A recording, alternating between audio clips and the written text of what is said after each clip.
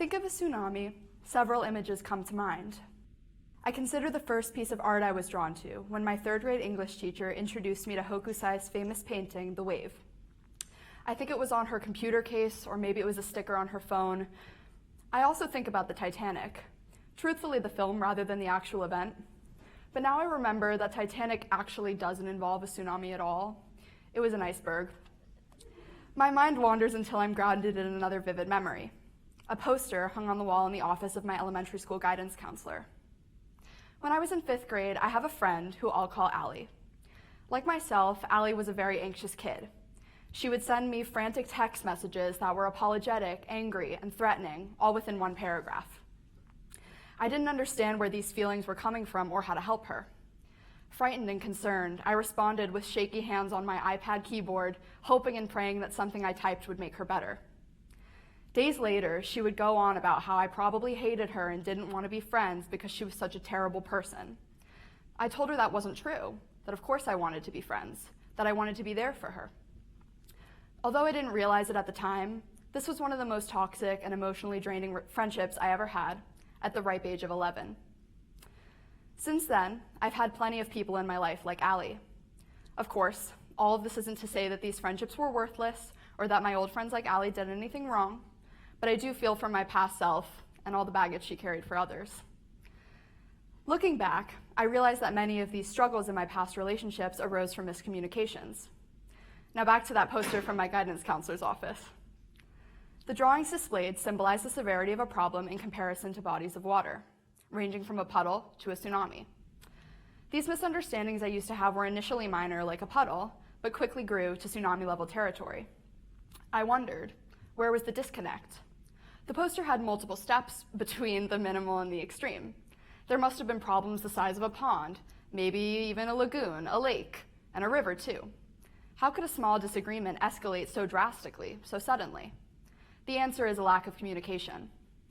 My relationships were always out of balance. I always felt too nice or too mean, and I knew that I needed to find a middle ground. Many of us shy away from confrontation, which is basically a scary name for open communication.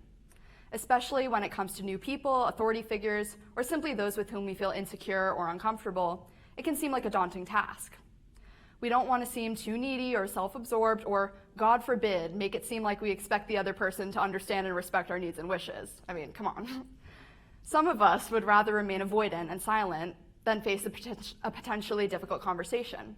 However, others of us are very comfortable with confrontation and would rather have an unpleasant conversation than let things lie. Have you ever wondered what it might be like to be a mind reader? Some people say that they wish they could read minds so they can know how to please others. Others might say they wish they could read minds to know what others think of them. And some might say they don't want to read minds at all out of fear of what they might discover. While the typical train of thought that comes with reading minds, literal telepathy, isn't yet physically possible, you'd be surprised what you can uncover through communicating. You may think you can read someone's mind. They're frowning and they're not sitting up straight, so they must be sad, and the obvious remedy is to tell them to smile. First of all, don't be that person, and if you're not sure why, that's another TED Talk. Secondly, it's truly not that simple. Lynn Franklin, author, professional speaker, and trainer on persuasive business communication strategies, introduced a model that enables us to make special observations about our peers, which indicates their communication style.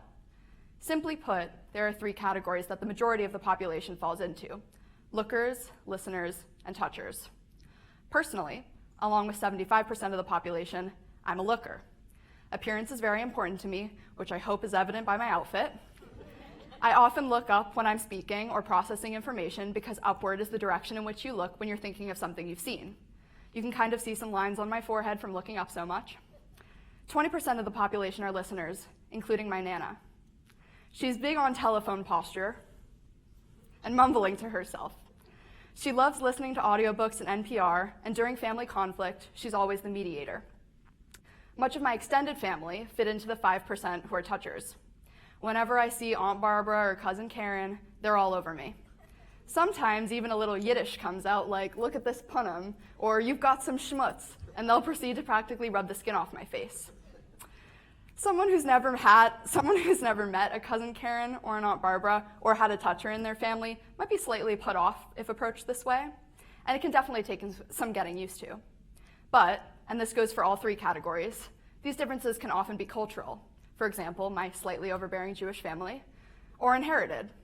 And by recognizing these differences, we can better understand, accept, and adapt to the diversities within our broader communities.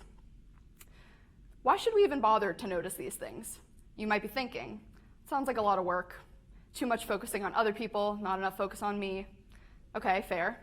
But identifying your own communication style is just as important and can aid your ability to connect with others.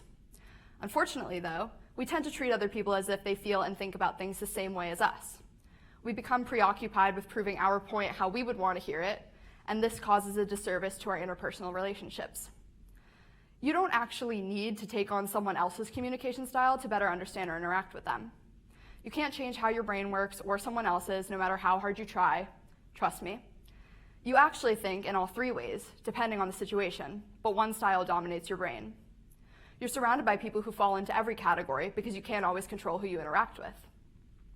But what you can do is accommodate your language, verbal and physical, to your peers in order to build a rapport in a new relationship or revive and strengthen an old one. All of this work can't allow us to literally read minds, but it can help us understand how the brain works and determine the best way for us to interact with others to have a mutually beneficial relationship. You can't get someone to agree with you or do what you want simply by modeling the behavior you want to see in them. Rather, you have to present it in a way that is tangible and agreeable to them because you are aware of how they prefer to process and express information. And by doing so, you will ultimately avoid miscommunications and general conflicts in a relationship.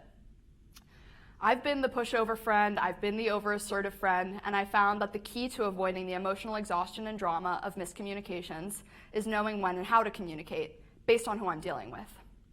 It's hard for me not to feel like a bad person when I think someone's upset or disappointed in me, or that I've made a mistake that directly affected someone, especially when I think I can just tell that they're mad. Then I remind myself that no one's a mind reader, in the literal sense, and I'm no exception. Here's the point where I tell myself, you have to make a decision. You can reach out and ask if something's wrong, or let them come to you. The best piece of advice I can give is only apologize when you know you did something wrong. What I'm trying to say is, don't make yourself crazy contemplating every interaction and conversation you have with someone to find some obscure, insignificant moment to blame yourself. All of this is certainly not to say, screw everyone else's feelings. If they have a problem with me, they can say it to my face. Sometimes, sure, although that's a pretty harsh way of looking at things. It's best to keep in mind your emotional state throughout a time of conflict in a relationship. It's not your responsibility to resolve an emotionally exhausting and mentally draining two-person problem all on your own. However, if the wound is relatively fresh and you haven't been told directly to give them space, it's rarely a bad idea to reach out. When doing so, speak openly and honestly. Remind them of your feelings and needs, but also use language that's accommodating to their communication style. Look at it this way. Hear me out. Can we touch base? You get the gist. You want the other person to come to the table with an open mind. Opening a conversation with anger and accusations will likely cause the other person to be defensive, and it's less likely that you will address the original matter at hand and find a solution. It can be really hard to find a comfortable medium between pleasing others and asserting yourself. Ultimately, put yourself first. The emotional turmoil and back and forth can become too much, and that's okay. People change, and so do relationships. But you can appreciate the benefits and lessons you received and accept when it's no longer servicing anyone involved. Know your boundaries and give yourself the grace to let go. Next time you hit rough waters, as weird as it may sound, I encourage you to first identify the current scale of the issue from puddle to tsunami. Then consider who you're working with. Are they a looker, a listener, or a toucher? How can you use this information to effectively de-escalate and problem solve? If you care strongly about a relationship, allow yourself comfort in knowing that the healthiest partnerships consist of two people who are willing to weather the storm. Thank you. Thank you.